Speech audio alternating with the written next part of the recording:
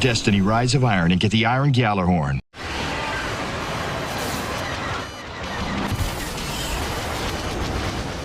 What's up guys, I'm Lucy. And I'm Tamor. And we're here at Star Wars Celebration 2016 to play a little bit of Star Wars Battlefront. It's got a brand new mode called Skirmish. Yep, it's an offline mode, so it's pretty much what everyone's been asking for ages, but it's not quite probably what they want. It's just two modes that already exist, the Walker Assault and the Fighter Squadron, except now you can play it with AI.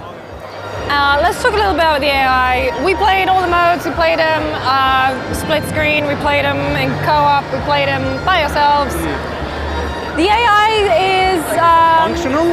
It's functional, so it's very objective driven. You'll always find AI like scrabbling all of the objective, and it does keep the game moving, but I found in particular, like when they weren't doing that, they were about as useful as a chocolate teapot, because there's points where they'll just line up and just stand still. Yeah. So it's like you said, they seem to, like, the AI, DICE has clearly built the AI. They just keep pushing the match forward. And if you've played a Battlefield game, which is also another game from DICE, and been in a multiplayer match where nobody's actually following the objective, they're just killing each other, you get that same kind of vibe where it's going on a bit too long and it seems to be dragging out. So I think they focused on making sure the AI is always going to capture points, taking over, and then when the walker appears to assault it, or kind of, keeping you supported. If you run up against any enemies on the field, 9 times out of 10 you will kill them, because they probably won't even... 9.9 times out of 10. They barely will shoot at you. They might shuffle to the left or the right to try and avoid some... I mean, there was one game when you got 100 plus kills. Yeah, my final match I got 104 kills. And that was pretty much because they were just running towards me and just staring at me the entire time. So yeah, not the most challenging, but I'm really not sure who it's for.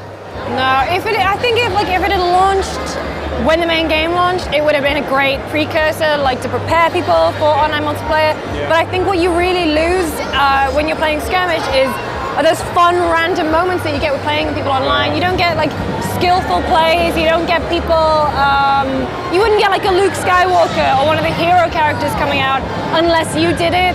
And that's part of the fun, right? It's like Leia's on the field, you got to take her out. Or a lot of what made Battlefront good to play, it's not a terribly deep game. It's very simple, it's base level multiplayer shooting. But what made it fun is when you group up with some, friends and kind of work together to push objectives. It's a very simple type of kind of experience, multiplayer experience.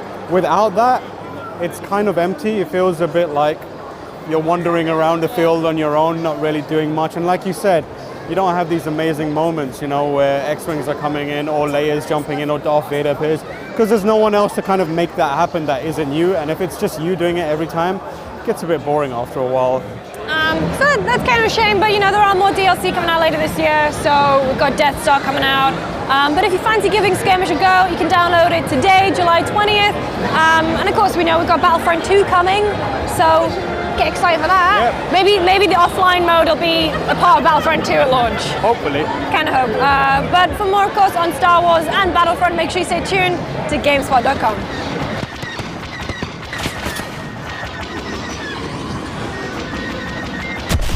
Another rebel pays the price.